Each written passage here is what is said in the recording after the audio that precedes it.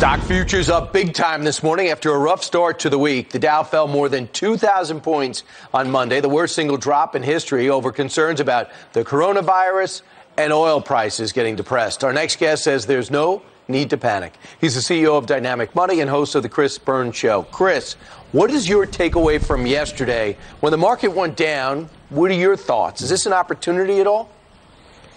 I mean, it could be an opportunity. The reality is right now, it's normal to have a massive drop like this and see some sort of recovery the next day, if only because some people did buy on the dip. But honestly, the basic fundamentals of what's going on haven't changed, and I wouldn't be surprised if we still see a drop going into the rest of the week. So nobody should assume that we're kind of out of the woods on this yet. People say transportation's going to be depressed, hospitality's going to be depressed, airlines are going to be depressed as long as this virus rages. Should we look at this as a fractured market?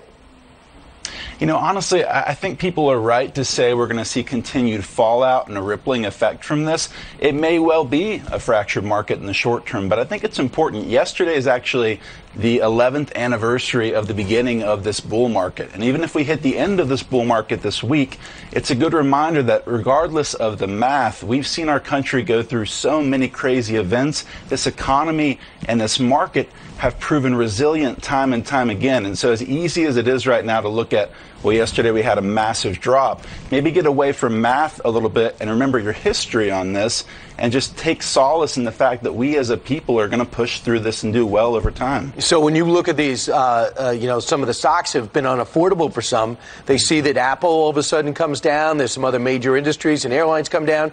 Was someone like you, an astute investor, looking at this as an opportunity for you and your clients? Yeah, I think young people especially it's amazing how many young people I meet with that want to pull out of the market right now, and this is their time to actually continue investing. Even if they're just putting money in their 401k at work, that consistent act of putting money in as all of these shares drop is going to give them this incredible deal that'll explode over time. In 2008, 2009, we lost so much money, but then we've seen a 500% growth to this point. So Wayne, the president's meeting with bankers today. He's also proposing some type of relief cut on payroll tax as well as relief for hourly workers. How does the market feel about both those moves? Well, the market clearly feels some sort of hope, and that along as well as the Chinese president yesterday visiting Wuhan and actually showing, hey, we feel confident being here. There's this overall feeling of, well, maybe there will be containment. Maybe we can trust the government to provide some serious fiscal stimulus here. At the same time, again, we're literally just going off of the assumption of what's going to happen today.